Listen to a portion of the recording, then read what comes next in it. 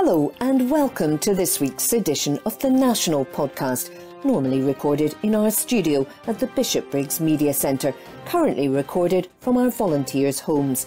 To keep in touch with us, use our social media platforms, Facebook, Instagram and Twitter, which are all at Q and Review. That's CUEANDREVIEW. Or get in touch via information@qandreview.com. That's information@CUEANDREVIEW.com. Please like and share our podcasts and give us any constructive feedback.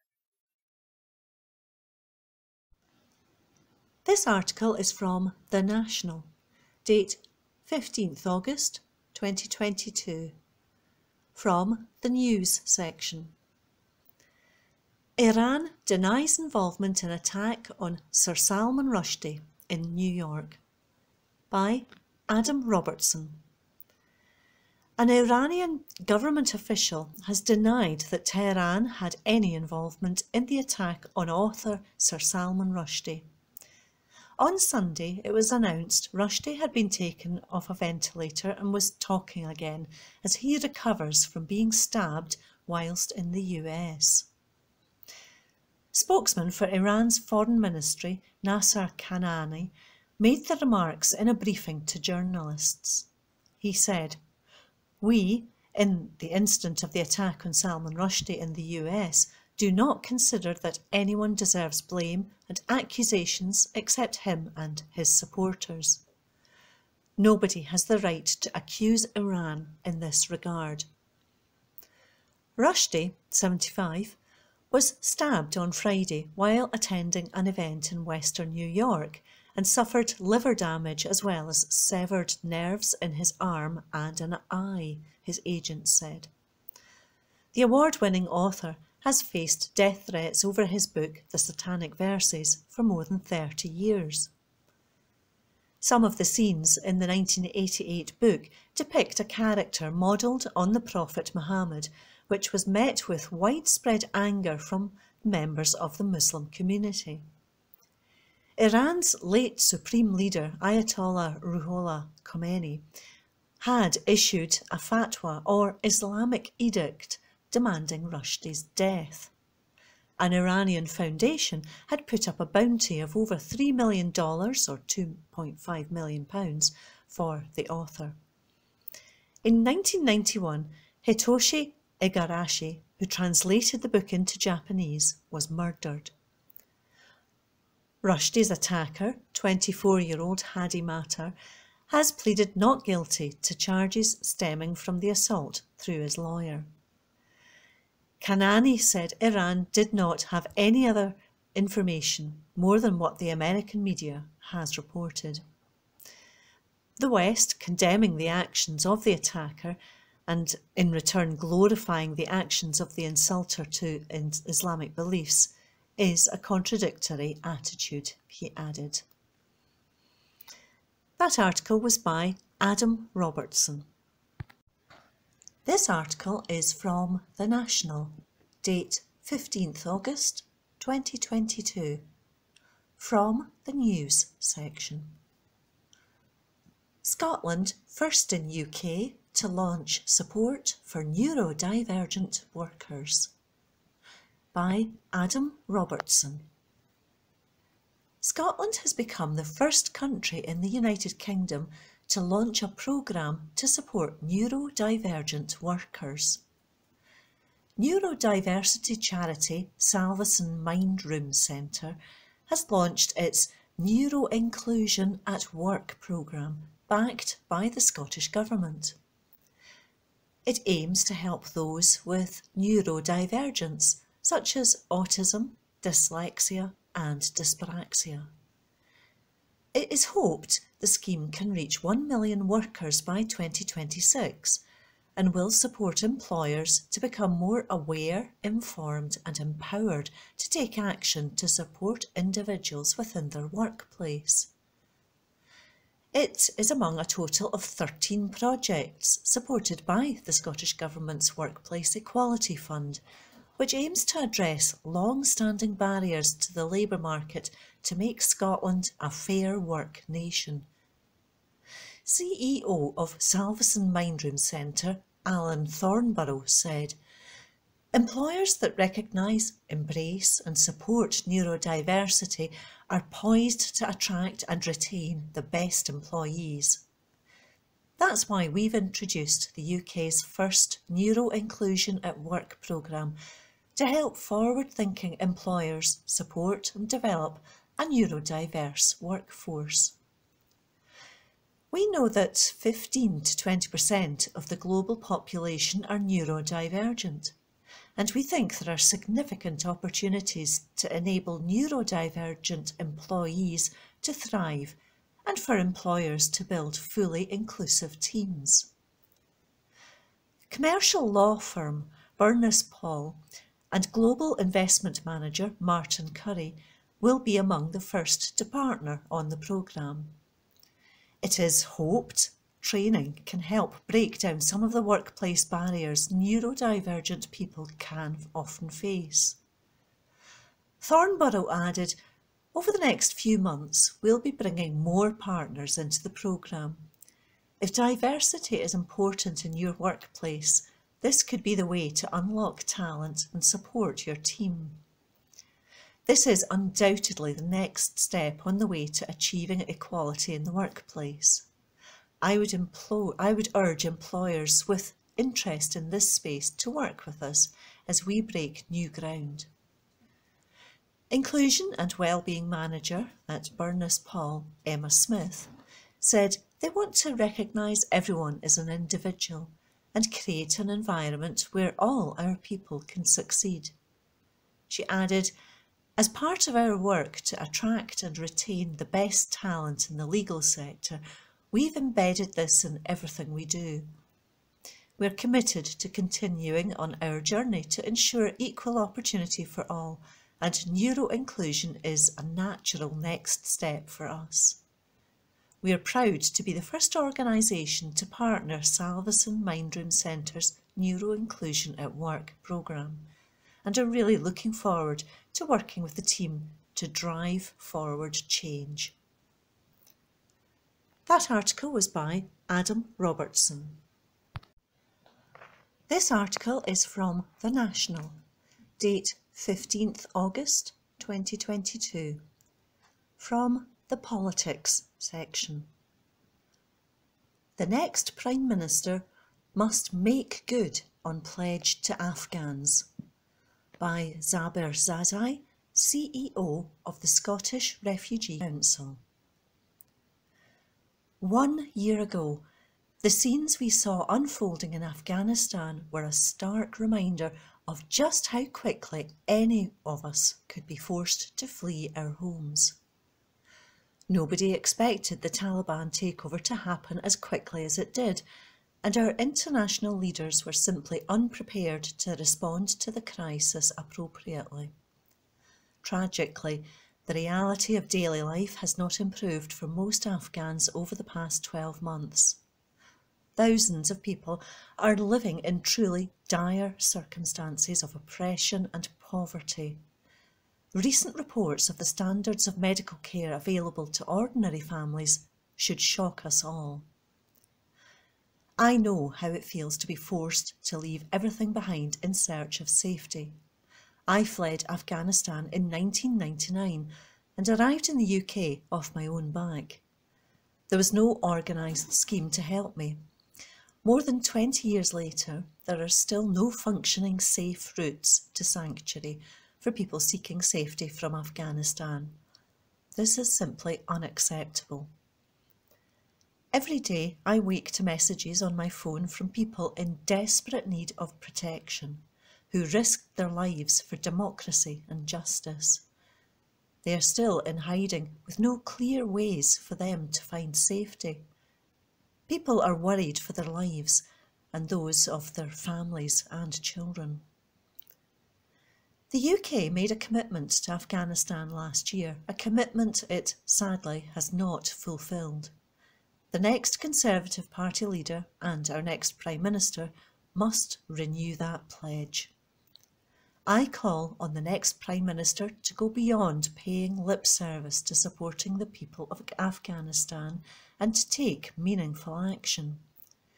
This must include the Home Office fast-tracking the asylum claims of people from Afghanistan, given their reasons for claiming asylum could not be clearer. Scrapping the cruel rules around inadmissibility which deny protection to people simply because of the route they took to reach the UK, and reviving and expanding the Afghan Citizens Resettlement Scheme, or ACRS. The UK evacuated people from Afghanistan in the days and weeks immediately following the Taliban takeover. I'm sure we all remember the deeply upsetting scenes at Kabul airport as desperate people tried to flee. But the UK only evacuated people who had worked with the UK government, selecting them using extremely strict criteria. Even some of those who had worked with the UK and whose lives were in direct danger were left behind. The UK government later announced it would launch the ACRS to bring more ordinary Afghans to safety here in the UK. This scheme effectively has not materialised and has helped a vanishingly small number of people. It is frankly insulting that the Home Secretary made headlines by committing to bring 20,000 people to safety and has taken almost no action to make these headlines a reality. The UK government must revive and expand the ACRS to bring more people to safety in the UK. It is taking an ever more punitive approach to immigration and asylum. Its Nationality and Borders Bill, the Anti-Refugee Bill, criminalised the very act of seeking asylum in this country. This breaches international law and is a shockingly callous piece of law from a country which wants to be seen as global Britain. The people of Afghanistan needed help 1 year ago. The UK government did not step up to meet its moral responsibility then. But the people of Afghanistan are still in need of help and safe routes to sanctuary. I urge the UK government to take this moment to change course and offer a response to the crisis in Afghanistan, of which we can all be proud. That article was by Sabir Zazai, Chief Executive of the Scottish Refugee Council. This article is from The National, date 15th August 2022, from the Culture section. Why a non-binary Joan of Arc triggered the anti-trans lobby, by Steph Payton. One of the strangest things I experienced while on furlough during the pandemic was the odd way that time moved. Lockdown was such a black hole of experience that I honestly can barely remember it, like a blip in time that is now simply gone. Thankfully, I don't seem to be the only one having issues with the passage of time, given that the whole United Kingdom seems to be currently about 40 years in the past. Not since Thatcher has Britain been facing such a wave of strike action, along with the threat of rolling power blackouts through winter, and to top it all off, a nice moral panic about the LGBTQ+ community. I could at least have consoled myself with the thought that Bronski Beat would get themselves back together to provide a synth-pop soundtrack for our return to the recent past. If Steve Bronski was still alive, of course. The 1980s weren't exactly an easy time to be queer, even though there was also a lot of joy and love too. Thatcher's government and the media led a crusade against the supposed promotion of homosexuality and used it to bolster their support. In this case, promotion meant really any acknowledgement that gay men and lesbians existed, which manifested in Section 28, or Section 2A in Scotland, and the consequences of which are still felt today. Yet there are many similarities between Thatcher's Conservative campaign against gay men and lesbians in the 80s and today's venomous tirade against the transgender community and the latest controversy surrounding the Globe Theatre's production of I, Joan, a reimagining of Joan of Arc as non-binary, is another unfortunate example. It's not often that I get to put that theatre degree of mine to use, so strap yourselves in. Here's the background.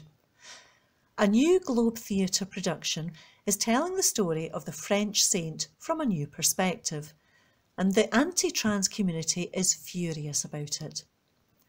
Joan of Arc, played by Isabel Tom, will use they, them pronouns throughout the play, and honestly, that's about all anyone needed to know before kicking off like a cat leaping into the air, having mistaken a pickle for a snake, despite it being harmless, unless you happen to be one of the unfortunate few with an aversion to pickles. In our current climate, it is a provocative portrayal. But theatre often asks challenging questions and explores ideas through stories and scenarios close enough to our own world and society as to act as a mirror on ourselves. Playful exploration of gender has roots in history as far back as the written word. Looking to Shakespeare's time when women weren't permitted on stage and the roles were filled instead by men, there was always an awareness of the situation, if not the injustice of it. Among Shakespeare's contemporaries, Ben Jonson's Epicene, or The Silent Woman, played with audience expectations of gender by having a boy playing a woman on stage, revealed to be, in fact, a boy playing a woman as part of a successful scheme to trick a gentleman who hates noise into gifting his nephew an inheritance. Going back to Shakespeare, for anyone who thinks using they, them pronouns in the singular is some new fad, the playwright used them as such in his own writing. Sorry haters, but we've got 4 centuries of literature on our side. So, was Joan of Arc transgender? Who knows? Probably not. Only she could say, and the opportunity to ask that question has long since passed. But why does it matter? I don't believe the playwright was really claiming that she was. It's an interesting perspective to explore regarding a historical figure who was executed in part for wearing men's clothing and defying the expectations of what a woman was. Someone who lived out with the rigid gender binary of the time. People who exist outside of male and female genders around the world have often been interpreted to have mystical and spiritual powers. The Hijra, a third gender in Hindu culture, are historically represented as providing blessings. Joan of Arc claimed she was told to wear men's clothing by her God and his angels. Why not explore the idea? If you have a problem with it, well, there are plenty of books, films, paintings of Joan of Arc as a woman to satisfy yourself with, much like there are plenty of representations where Anne Boleyn isn't a black woman and Battlestar Galactica, Starbuck and Boomer are both still men. Really, I suspect the backlash against this new production comes from a much pettier and more trite place than historical accuracy or the supposed erasure of a female historical figure.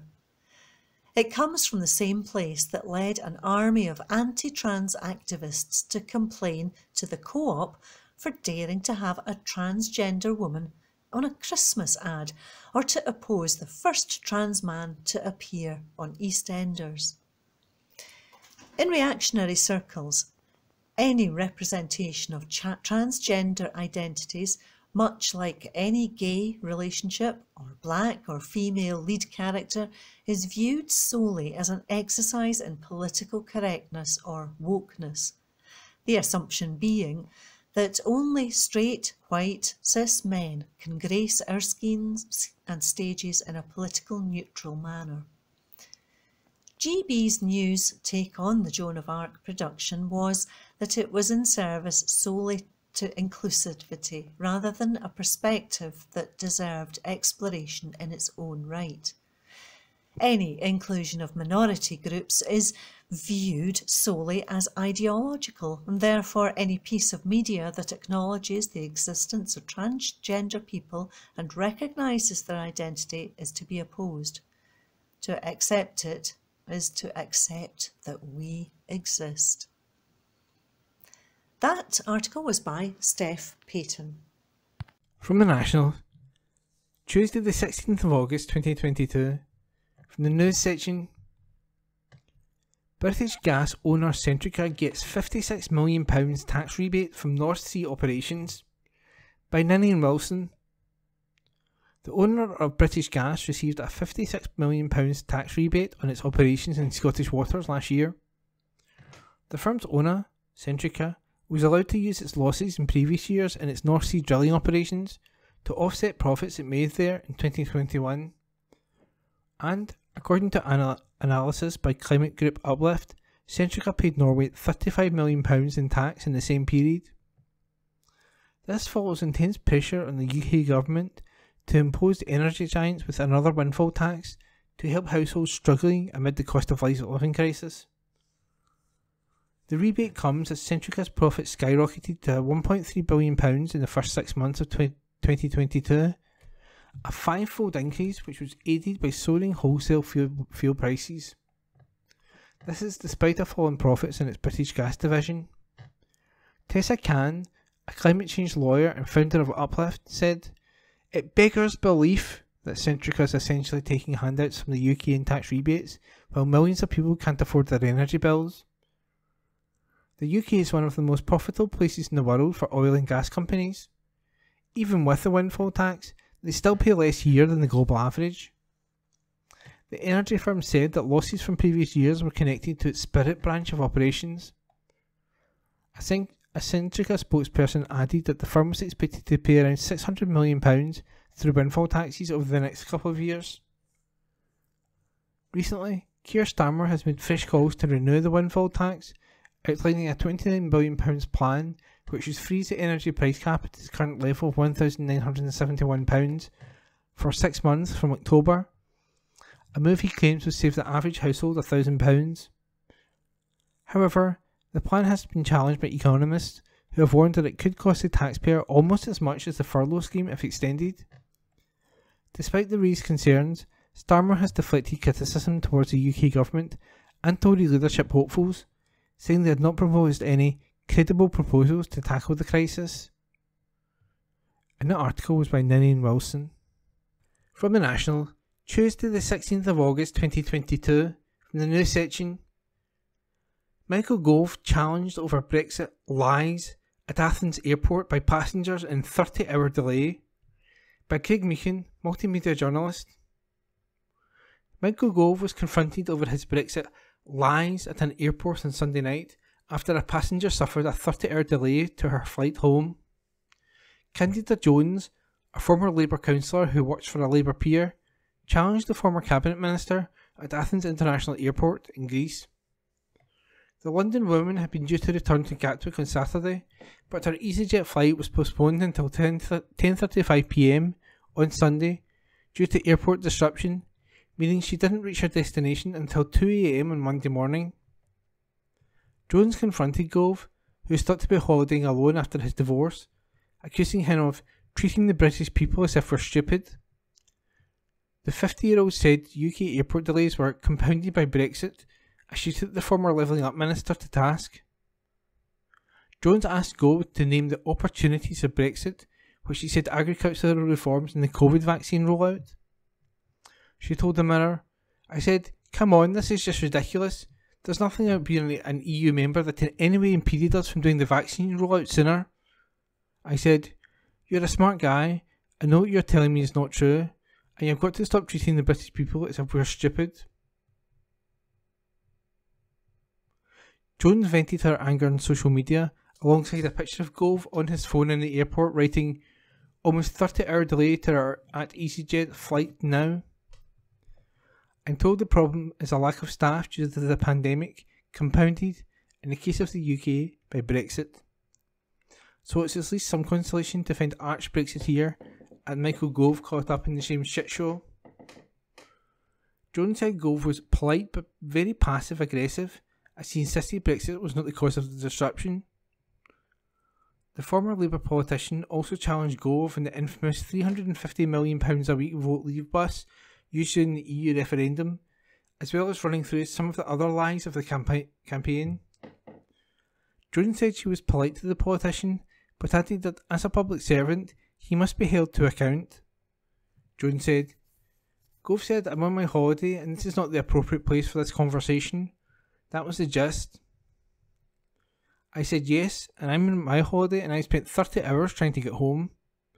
She said the Brexiteer was essentially telling her, "I thank you for the opportunity of hearing your views, but I don't think you and I are going to persuade each other." Jones said while it was impossible to quantify how much of the airport disruption was due to leaving the EU, or the impact of COVID, she said the staff shortages were compounded by Brexit. The incident comes 14 years after Jones ran into another high-profile Tory politician. In 2008, she had written an article entitled "How George Osborne Ruined My Day at the Beach in Corfu." According to Jones' family, complained loudly that this was an inappropriate place to bring a motorboat, to which Osborne replied, "It's a pier, that's what it's for." An ally of Gove said of the confrontation, "He was polite as ever." And that article was by Craig Meehan. From the National, Tuesday the 16th of August 2022, from the news section, Ofgem threatened with legal action over energy bills price cap rise, by Xander Elliards. UK energy regulator Ofgem has been threatened with legal action should it fail to protect vulnerable customers from skyrocketing fuel bills. A Scottish fuel poverty campaigner is at the forefront of the move, which has been taken alongside Good Law Project, GLP, and Fuel Poverty Action. Dylan Alexander, the chair of the Highlands and Islands Housing Association's Affordable Warmth Group, has teamed up with the other two campaign groups to send Ofgem a letter warning of the possibility of legal action following any future announcements on the energy price cap.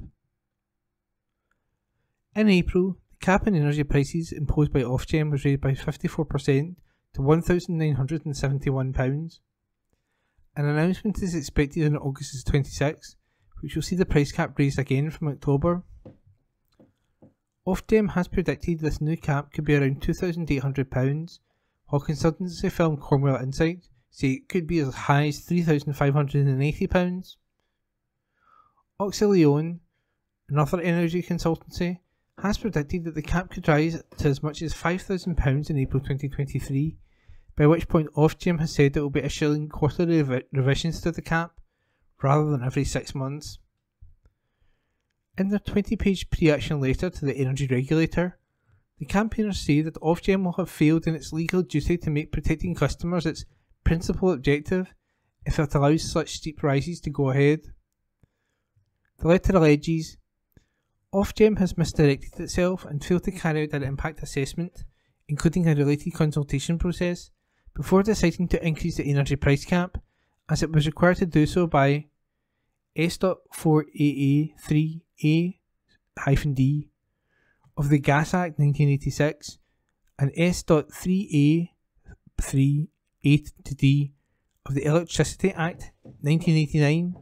It further claims that the energy regulator had failed to comply with the Public Sector Equality Duty (PSED) by not conducting an equality impact assessment in relation to the likely impact of proposed increases in the context of the current crisis, despite the fact that any increase is likely to disproportionately affect individuals with certain protected characteristics.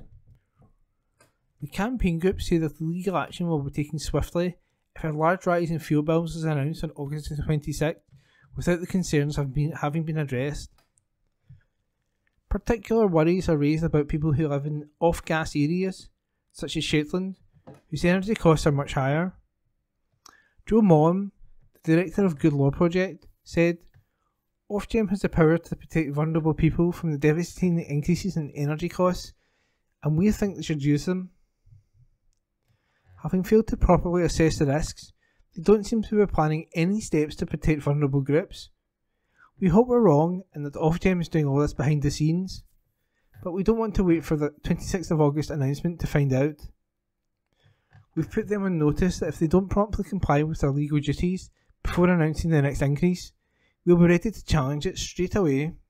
Ofgem says it is protecting millions of households by capping the level of products an energy supplier can make to 1.9%. Announcing changes to its price capping methodology earlier this month, it added that it is not in anyone's interest for more suppliers to fail and exit the market.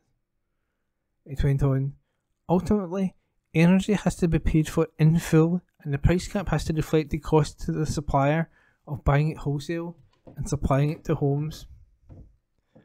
In late July, energy giants Centrica and Shell both announced billions of pounds of profits in a record-breaking time for their businesses. First Minister Nicola Sturgeon has called for the anticipated price cap rise to be stopped, while Labour leader Sir Keir Starmer has laid out a £29 billion plan to address the national emergency and freeze the cap at its current level for 6 months. An Ofgem spokesperson said, Ofgem's priority is to protect customers, and we know that people are currently under huge pressure as bills continue to rise. We will keep working closely with the government, consumer groups, and with energy companies on what further support can be provided to help with these higher prices. We can confirm that Ofgem has received a letter from the Good Law Project, and we will reply in due course. And that was an article by Xander Eliards. From the National, Tuesday the 16th of August 2022, from the Politics section. Scottish independents support to go up with Rishi Sunak or Liz Truss, poll finds. By Abby Garton-Crosby. Both Rishi Sunak and Liz Truss would boost support for Scottish independence as Tory leader, a poll has found. Around a quarter of Scots will be more likely to vote yes with either of the candidates becoming Prime Minister, compared to only a fraction moving the other way. It comes ahead of Sunak and Truss visiting Perth for a hustings this evening, with the candidates pledging to bring in greater scrutiny of the Scottish Government if they became the next Prime Minister, ahead of their journey north. The SNP have responded by demanding that Sunak and Truss apologise for their role in the Tory-made cost of living crisis, adding that their fresh attacks on devolution show how out of touch they are with the people of Scotland. The survey of 1002 Scots by Salvation and Diffley Partnership for Charlotte Street Partners looked at attitudes to Truss and Sunak north of the border. It found that, with both candidates, support for independence would rise regardless of who takes the keys to number 10. When respondents were asked if they were more likely to support independence if Truss wins the leadership contest, 20% said they were much more likely, while 5% said they were a little more likely to back leaving the UK. When asked the same question in reference to Sunak, the pollsters found that 19% were very much more likely to support independence, and 7% said they were a little more likely. For both contenders, the majority of respondents said that their appointment would not change their stance, and only a small amount would be more likely to back the union. Just 6% were a little or much more likely to oppose Scottish independence, with Sunak as Prime Minister, against 7% for Truss. With Sunak, 60% said having him in power would make no difference to how they planned to vote, whereas the figure was 68% for Truss. The survey also found that regardless of who the next leader is, neither is likely to boost support for the Tories in Scotland. Just 11% of people said they would be more likely to support the Tories at a general election under Truss, while 9% said they would switch to the Tories under the former Chancellor. SNP Westminster leader Ian Blackford hit out ahead of the Perth event. He said, "The only thing Rishi Sunak and Liz Truss should be coming to Scotland to do is to say sorry for their part in the spiralling Tory-made cost of living crisis which they have directly contributed to. But the fact that the new polling evidence shows that both of them would boost support for independence, regardless of who becomes PM, should tell them all they need to know about how they are seen by the vast majority of people across Scotland. Meanwhile, ahead of the debate, both Sunak and Truss vowed to bring in laws which should allow for greater scrutiny of the Scottish Parliament. Truss committed to getting Scotland's economy moving and vowed to change the Scotland Act to give parliamentary privilege to MSPs in order to create more robust questioning of ministers and increase the powers of the Scottish Parliament to hold the Scottish Government to account. Truss said, "For too long, people in Scotland have been let down by the SNP focusing on constitutional division instead of their priorities. That won't happen under my watch." She added, "I'll make sure that my government does everything to ensure elected representatives hold the devolved administration to account for its failure to deliver the quality public services, particularly health and education, that Scottish people deserve. As Prime Minister and Minister for the Union, I will deliver on my ambitious plan to capitalise on the opportunity we have to turbocharge the growth in business investment required to get Scotland's economy moving." Sunak, meanwhile, promised to make it a requirement for Scotland's most senior civil servant, the Permanent Secretary to the Scottish Government, to attend Westminster's Public Affairs and Constitutional Affairs Select Committee, PACAC, each year, just like the UK Government's Cabinet Secretary. The former Chancellor has also promised to enforce consistent reporting of public service performance data across the country so that the UK Government could hold the Scottish Government accountable for essential public service delivery. Sunak said, "For too long, the SNP have been able to obscure their failures by picking and choosing the data they publish. I would change that, ensuring the Scottish Government's record could be held to account while ensuring our public services are better joined up." Blackford added that Sunak and Truss were both pandering to an out-of-touch Tory membership. He said, "So as the Tory leadership circus rolls into Scotland, if the candidates want to have any credibility, they must apologise for the Tory failings that have pushed so many families to the brink." As for Sunak and Truss's bids to outdo each other on trying to mount further attacks and devolution, it just shows how out of touch they are. Their plans to demand Scottish civil servants are forced to be grilled by Westminster committees amount to little more than sinister show trials, but also speaks volumes about their lack of confidence in Tory MSPs to do the job of scrutinising the government. People across Scotland have had more than enough of this Tory government, and the only way to escape Westminster chaos and corruption is with independence.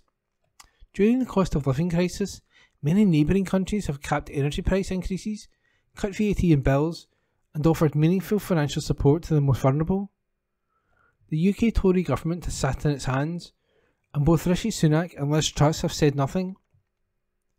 On Saturday, Truss accused devolved leaders in Scotland, Wales and Northern Ireland of playing political games rather than delivering for voters.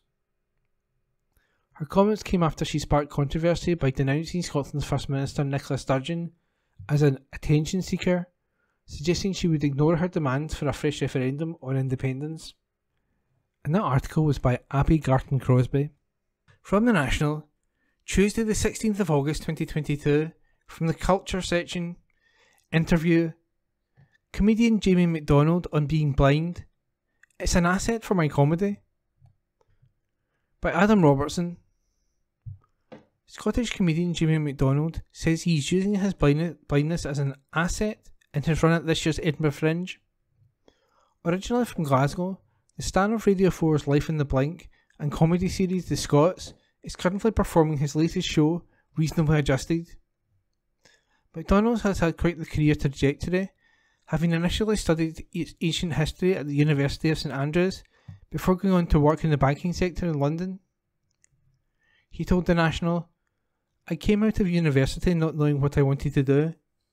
I did a degree in ancient history and then a law conversion, but I knew for a fact I wasn't going to be a lawyer. I quit that and my dad and brother were both accountants, so I just fell into that.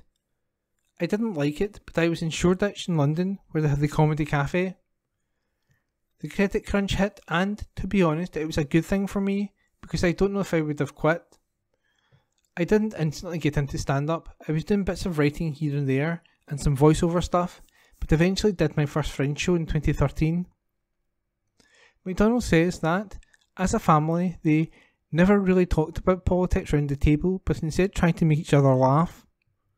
So I like to think I've won that battle now that I'm a comedian, he adds. His Fringe show focuses on why blindness isn't the worst thing in the world, as readers of the New York Times once suggested in a poll when asked what the worst thing that could happen to them was. McDonald started to lose his sight in his early teens due to a progressive degenerative retinal disease. It's not setting the record straight so much, but it's putting another opinion out there that disability and happiness can be mutually exclusive, McDonald explains. He adds, I really don't think it's that bad. It doesn't flavour the big decisions in my life. I kind of pigeonhole myself. As a comedian, you're holding the mirror up to life, but mine is coming from a blind perspective, so people expect me to do it from that because otherwise I'd be wasting it when it's really an asset for my comedy. Following on from 2 years of COVID, McDonald is grateful that the festival now finally has a sense of normality to it again. He said, it's brilliant being back. People are joyous because last year it was difficult with COVID, the one-way systems and perspex everywhere. I know COVID isn't gone, but we can manage it better now and everybody is fired up. The place is packed. It's convivial. I've been drinking for about 15 days straight now.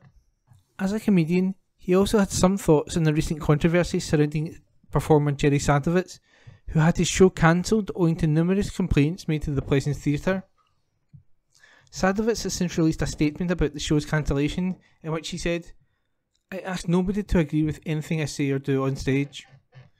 Asked about the row, McDonald said, I think it's dangerous because everyone knows who he is. He's controversial. He's been picked up and saying words that are massively inappropriate though. Sadowitz is not an idiot. He'll have been doing something nuanced, and I think that comes down to taste, which I don't think you should be cancelled for. Comedy is in a demand-led industry, and if people don't like you, they just won't go see you. The way to not feel unsafe about an act is to not go and see them.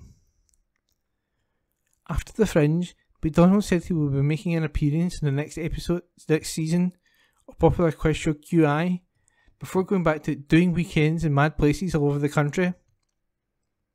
Reasonably Adjusted is running at the Edinburgh Fringe from 3rd to 29th of August. And that interview was by Adam Robertson. The National News on Wednesday the 17th of August. Boris Canal plans to tap into Scottish water.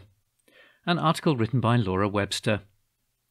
Senior Conservatives are backing plans for a Great Boris Canal to move massive quantities of water from Scotland and Wales to England after droughts were declared across the nation. Parts of England have had to bring in hosepipe bans and wildfire warnings after temperatures rose across the summer, as climate change brings more extreme weather to the UK. Now Tories are apparently considering the bid for a £14 billion super canal connecting southern Scotland to parts of England which are suffering from less rainfall than usual. Proposals to move water from resource-rich Scotland to other parts of the UK have been floated for years, and while serving as Mayor of London, Boris Johnson backed the idea. In 2012, Mr Johnson raised the potential of the Grand Contour Canal, a plan created all the way back in the 1940s, which would shift water through the Scottish borders and down to England's southeast. Mr Johnson said at the time, "The rain, it raineth on the just and the unjust, says the Bible, but frankly it raineth a lot more in Scotland and Wales than it doth in England." Now, senior Tories have told the Daily Mail that they want to revisit the proposal to help the South and Midlands deal with future droughts. A spokesperson for the UK government's Environmental Department, DEFRA, said millions are being invested in inter-regional water transfers. They said these can play an important role in moving water from areas of the country with plentiful supplies to those with high demand. According to the Mail, the canal would be named after Boris Johnson, who has promoted a number of major infrastructure projects only for them to never come to fruition.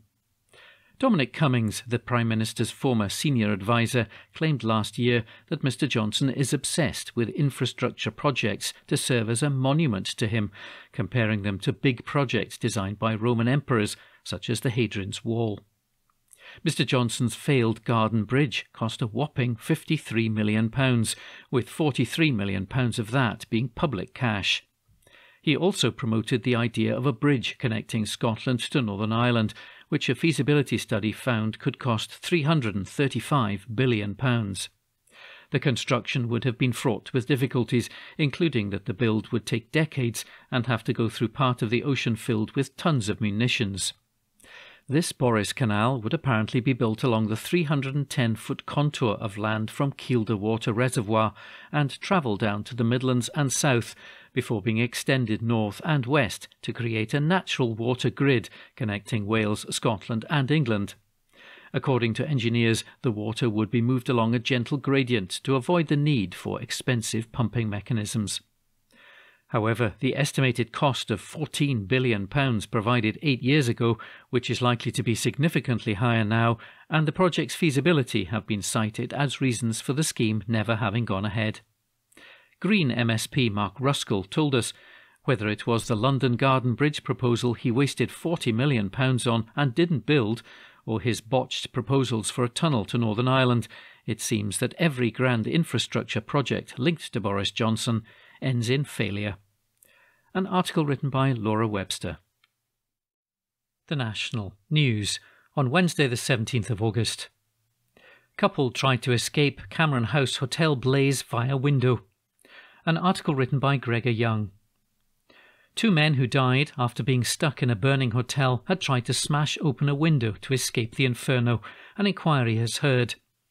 A blaze at the 5-star Cameron House Hotel claimed the lives of Simon Midgley, who was 32, and his partner Richard Dyson, who was 38, from London in December 2017. A fatal accident inquiry into the blaze at the hotel on the banks of Loch Lomond, near Ballach, is being held at Paisley Sheriff Court. Gary Love, a fire investigator, told the inquiry how he found evidence the couple had tried to escape from the blaze. I noted that a large picture frame was on its side, directly below the window of the second-floor landing, he said, describing the area of the hotel where the men's bodies were found. Mr. Love added that the frame had been prized from the adjacent wall, most likely with the intention to be used to smash the window. The now retired investigator for the Scottish Fire and Rescue Service told Crown Counsel Graham Jessup that what they had been trying to break through had been a laminated double-glazed window which could not be opened, and had managed to break through only one pane. Mr. Love told the inquiry that his investigation found the blaze had started in the concierge cupboard of the Grade B listed building, and inside they found evidence of a galvanised bucket, kindling and a shovel. He told the inquiry more than 75% of the main building of the 128-room hotel had been severely damaged in the incident, and the fire had caused the majority of the roof to collapse. Mr. Love said his conclusion was the fire was accidental and was most probably the cause of a careless act. Ashes have a low thermal conductivity, consequently it's not rare for individuals to believe ashes are dead, while in reality hot or smouldering embers are still contained within, he told the inquiry. Mr. Love told Sheriff Thomas McCartney that studies have shown that embers can cause a fire hours after. Darren Robinson, the hotel's night manager at the time, gave evidence to the inquiry yesterday and was shown footage of night porter Christopher O'Malley filling a black plastic bag with ashes and putting it into a cupboard, which also stored kindling for the nearby fire. In one part of the footage, Mr. O'Malley put the ashes in as he was talking to another hotel employee. Mr. Robinson said, "It's not something I would have done," adding that it was a fire risk. Hotel operator Cameron House Resort (Loch Lomond Limited) was previously fined £500,000, and Mr. O'Malley was given a community payback order over the fire. Dumbarton Sheriff Court heard in January last year that the fire started after Mr. O'Malley emptied ash and embers from a fuel fire into a polythene bag and then put it in a cupboard of kindling and newspapers. The hotel firm admitted failing to take the necessary fire safety measures to ensure the safety of its guests and employees, between January the 14th, 2016 and December the 18th, 2017. The inquiry continues. An article written by Gregor Young. The National Politics on Wednesday the 17th of August. Date set for further meeting on abortion clinic buffer zones. An article written by Gregor Young. The First Minister has set a date for the second summit on abortion rights to further discuss the implementation of buffer zones around abortion clinics in Scotland. Nicola Sturgeon will gather representatives from council umbrella body COSLA and the most affected local authorities on August the 29th. At the first summit in June, the First Minister announced that the government was considering enacting buffer zones in test councils, with Edinburgh and Glasgow identified as potential candidates. A spokesperson for the Scottish Government said the First Minister will convene a meeting with representatives from COSLA and the most affected local authorities on August the 29th. The meeting will focus on the bylaw process and aims to continue discussions with local government on how best to protect patient rights in the shorter term, whilst national legislation is progressed. It comes as the public consultation on Scottish Greens MSP Gillian Mackay's private members' bill to introduce 150-metre anti-abortion buffer zones around clinics across Scotland closed. Scotland has seen an increase in the number of anti-abortion protests outside of health clinics this year. In response, the Scottish Government has commissioned research on anti-abortion protests, costing £68,112. It hopes the research will give them a better picture of the prevalence and scale of protests in Scotland and the impact on those attempting to access services. But the co-founder of a campaign group calling for buffer zones told the Scotsman they have reservations about whether the research will provide new information and be worth the time and money. Lucy Grieve, co-founder of Back Off Scotland, said, "We've got the evidence and we don't need to undertake more expensive research to learn what we already know. The collation of evidence they want to do will take a lot more time and more women and staff will be harassed in the interim. This money could be better spent funneling it into propagating the buffer zone working group or getting legal advice for the legal challenges we're inevitably going to face." However, the Scottish Government said that action will not depend on the research being completed. A spokesperson said, "The First Minister has been clear that work to find a way through the complex legal issues that apply to safe access zones will not have to await this research being complete. However, this research is a vital part of building the required evidence base as legislation is progressed." An article written by Gregor Young. The National News on Wednesday the 17th of August. Scottish pop idol singer found dead. An article written by Jane MacLeod. Former pop idol contestant and theatre star Darius Campbell-Danesh has been found dead in his United States apartment at the age of 41, his family has announced. The Scottish singer and actor was found dead in Rochester, Minnesota last Thursday. The cause of death remains unknown.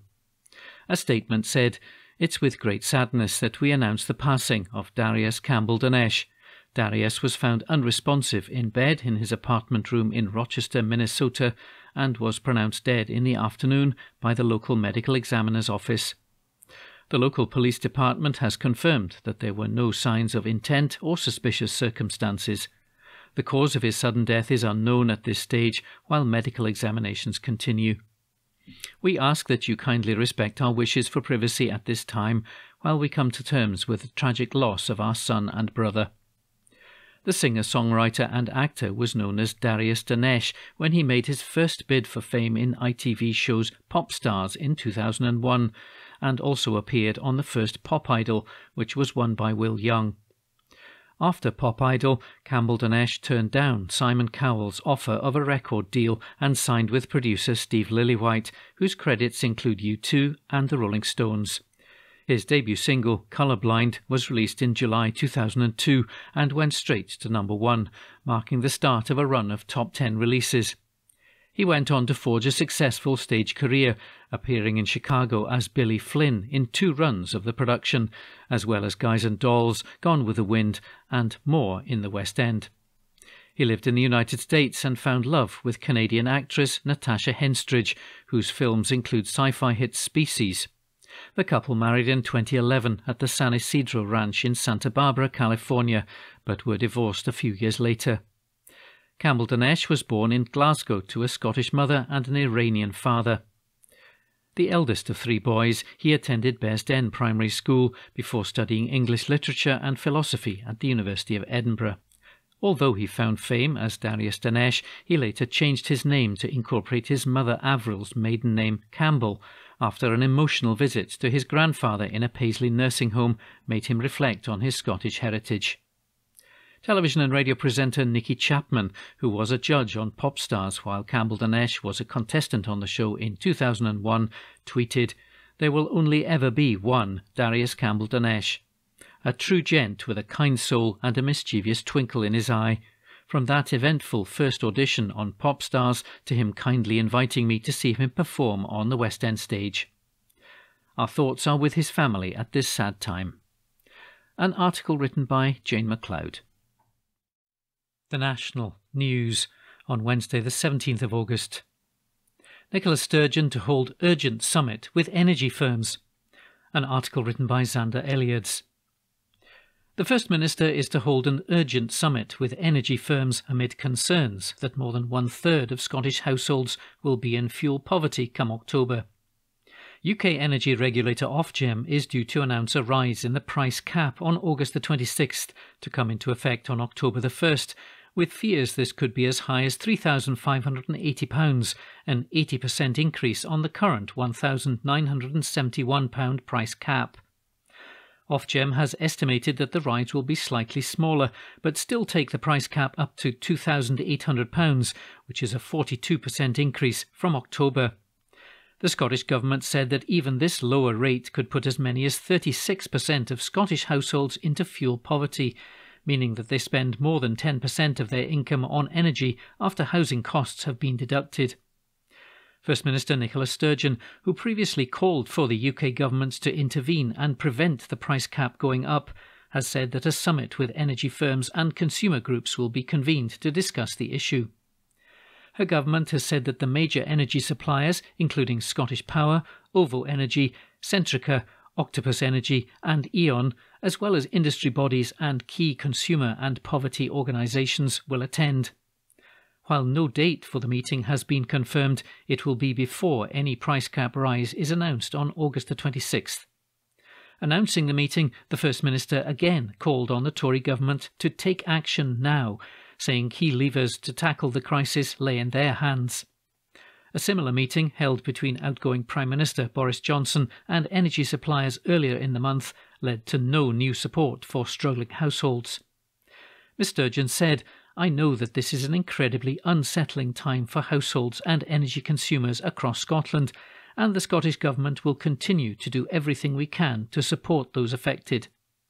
There's not a single solution to this problem, and government, industry and the third sector in Scotland need to work collaboratively together to ensure the right support is in place for households and businesses during this challenging winter.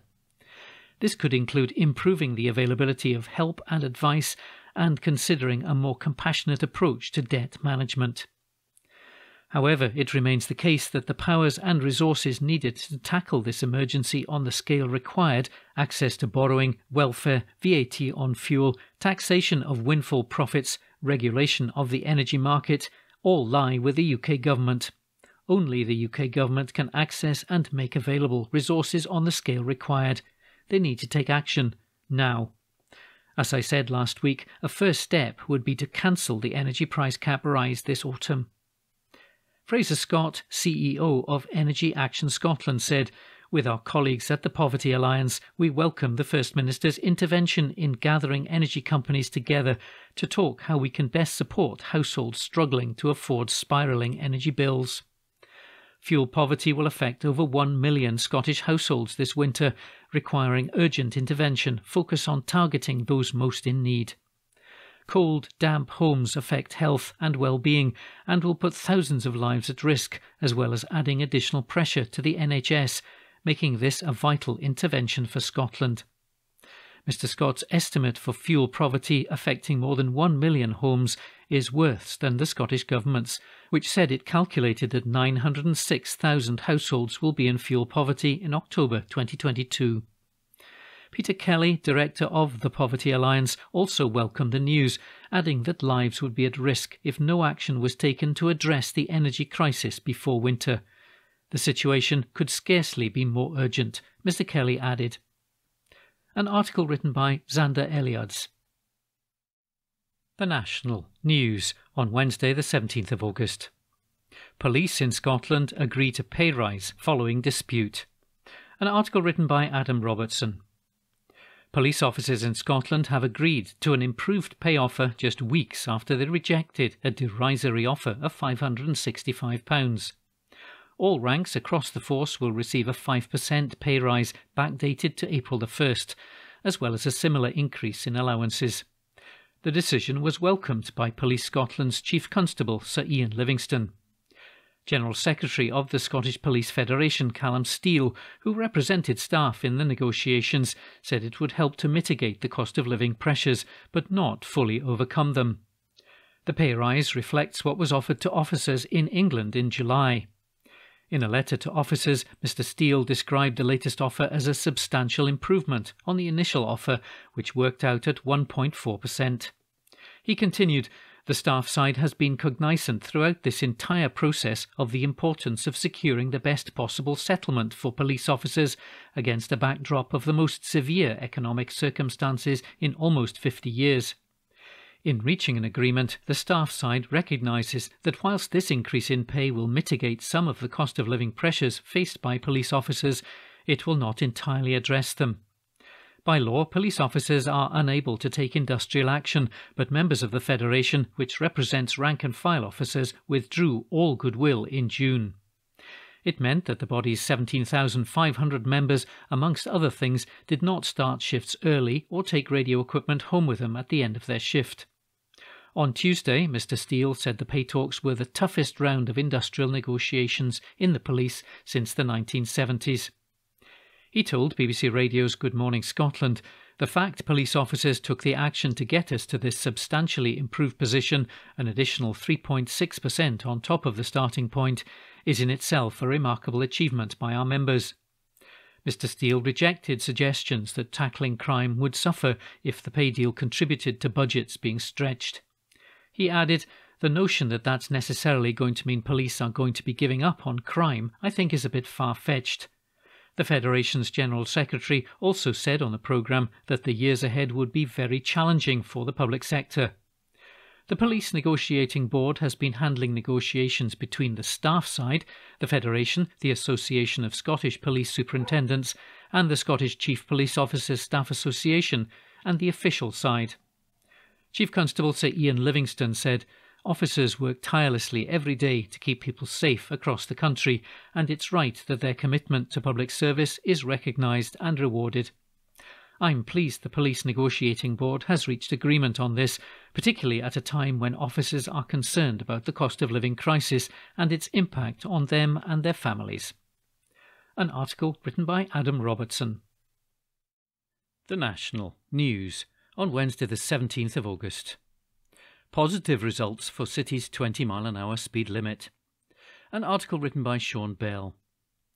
Edinburgh's citywide network of 20-mile-an-hour speed limits has yielded a number of positive results, including a substantial drop in traffic collisions and casualties, according to new research. A report evaluating the rollout of the policy 3 years after its implementation, which will be considered by the City of Edinburgh Council's Transport and Environment Committee tomorrow, found that average traffic speeds have dropped, with the overall average speed down from 23.77 miles an hour in 2016 to 21.92 miles per hour in 2021 across the 65 streets surveyed, with the fastest drivers dropping their speeds most.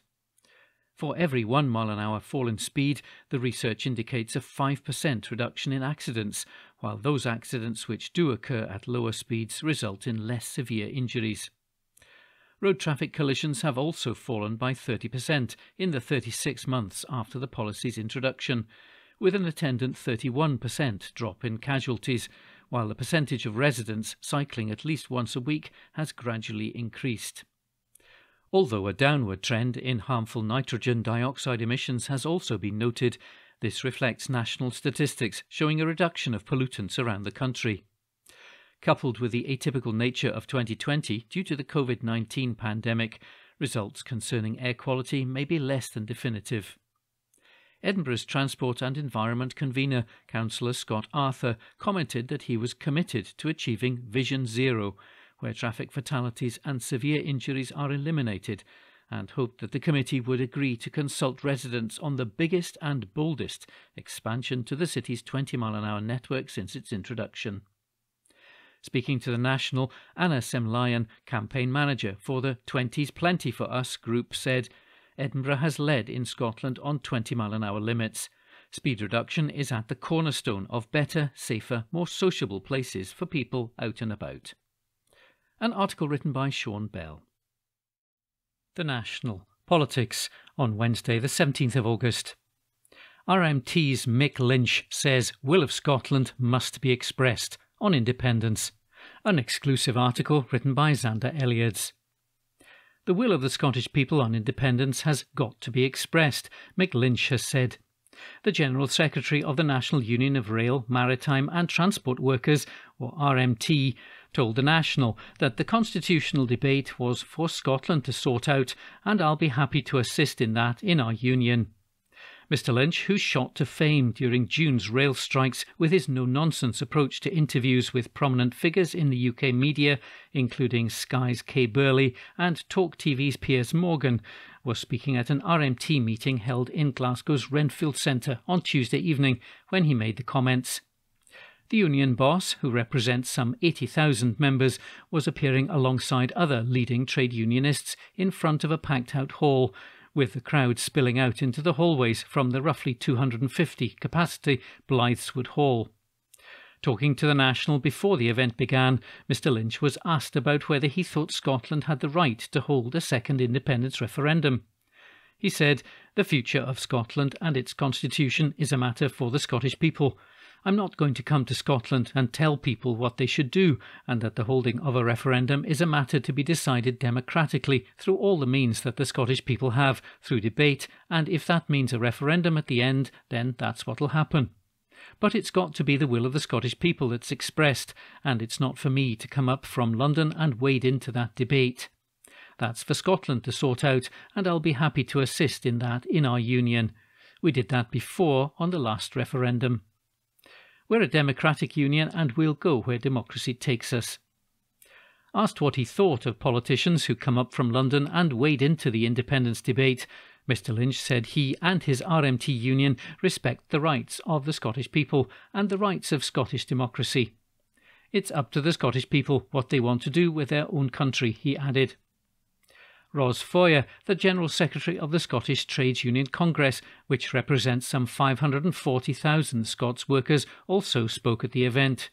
She won rapturous applause after calling on the Scottish Government to take action on the cost of living crisis with the limited powers it has, adding that it must stop blaming Westminster for all the problems. Mr Lynch echoed that sentiment, telling The National that people in government, no matter their level, had a duty to help people. He said, "They've got to use whatever powers they've got to assist the people. That's the duty of a government, to assist their electorate, to assist the people that are struggling.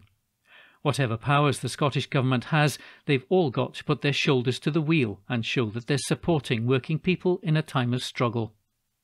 The meeting also featured speeches from the Communication Workers Union, Craig Anderson, and Unite's Kate Lee. Mr Lynch branded the Tories as extremists and warned that the UK likely had the most right-wing government we've ever experienced coming our way. An exclusive article written by Xander Elliotts.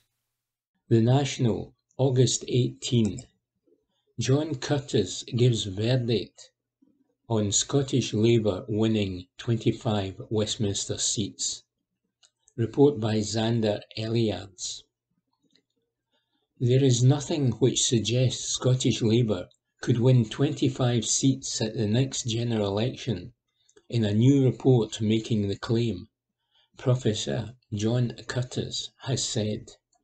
The polling guru was speaking to The National after having read through a report from the Scottish Fabians, a think tank linked to Labour, which said that 25 seats are within its grasp. The report looked at the results of the local elections in Scotland in 2022, which saw Scottish Labour return 282 councillors across the country, its second worst ever result. The SNP returned 453 seats, while the Tories slipped into third with 214 seats. Analysis of the voting patterns found that significant numbers of people who chose SNP and Green candidates as their first preference put Labour as their second. The Scottish Fabians report said, "Our analysis quantifies the size of the opportunity for Labour and demonstrates that, statistically, 25 seats are within its grasp. There is no doubt there is still a mountain to climb, but the path to a Labour government is now clear."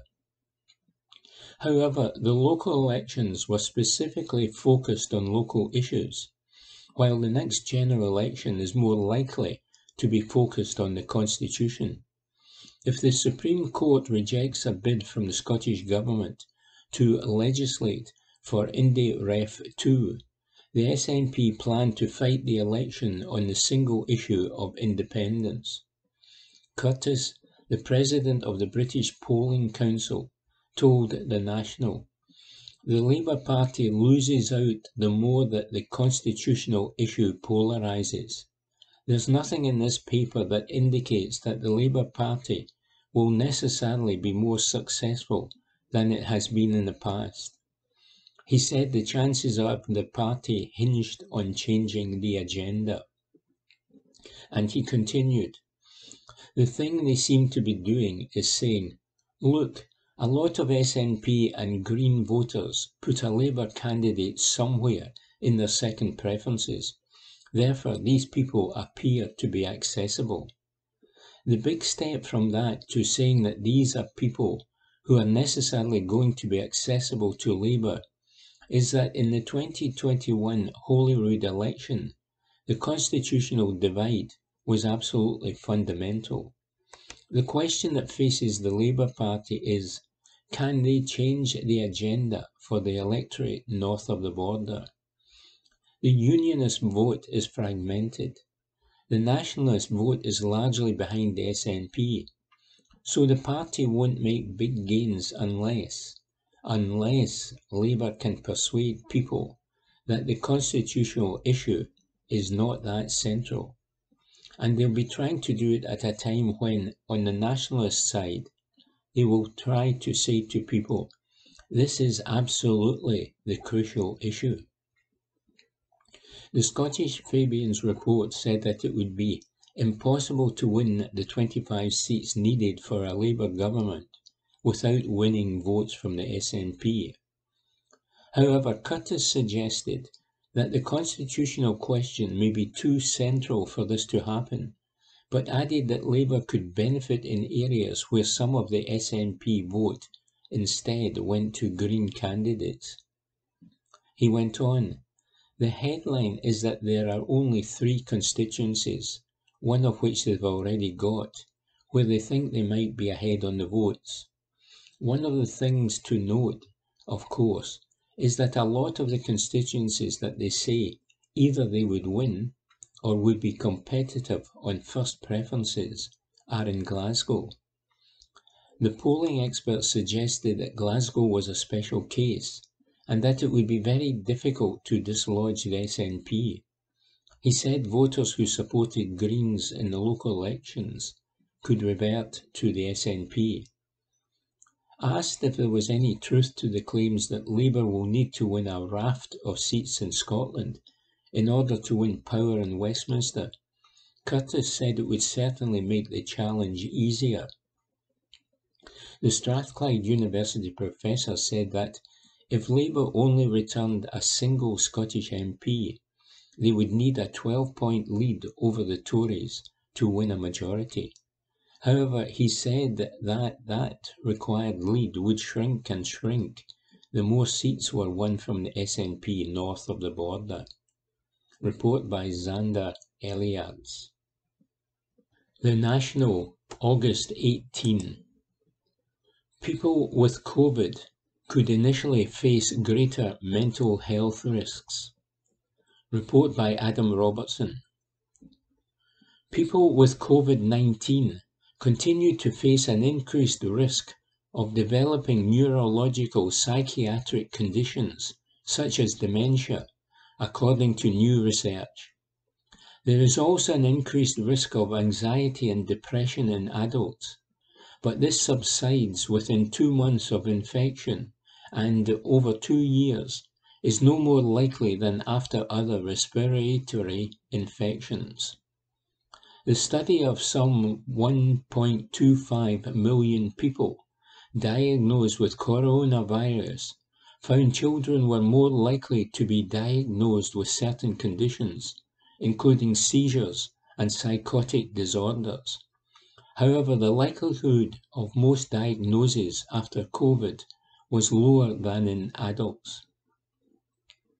According to the research, the Delta variant of the virus was associated with more disorders than the Alpha, whilst Omicron was linked with similar neurological and psychiatric risks as Delta. Those involved in the study are calling for more support and resources for healthcare providers in diagnosing and managing these conditions. Lead author of the study, Professor Paul Harrison from the University of Oxford, said, in addition to confirming previous findings that COVID-19 can increase the risk for some neurological and psychiatric conditions in the first 6 months after infection, this study suggests that some of these increased risks can last for at least 2 years. In addition to confirming previous findings that COVID-19 can increase the risk for some neurological and psychiatric conditions in the first 6 months after infection, this study suggests that some of these increased risks can last for at least 2 years. The results have important implications for patients and health services, as it suggests new cases of neurological conditions linked to COVID-19 infection are likely to occur for a considerable time after the pandemic has subsided. Our work also highlights the need for more research to understand why this happens after COVID-19 and what can be done to prevent or treat these conditions. The study analysed data on 14 neurological and psychiatric diagnoses gathered from electronic health records, mostly from the United States, over a 2-year period. It found that the chances of receiving a depression or anxiety diagnosis initially increased after infection. However, it returned to the same as other respiratory infections after a relatively short time. For depression, it was 43 days, and for anxiety, it was 58 days. After 2 years, there was no difference in the overall incidence of depression and anxiety between the COVID group and the other respiratory infections group. However, the risk of diagnosis of some other neurological and mental health conditions was still higher after coronavirus than for other respiratory infections at the end of the 2-year follow-up. Adults aged 18 to 65 who had contracted COVID up to 2 years previously had a higher risk of brain fog and muscle disease compared to those who had other respiratory infections up to 2 years previously.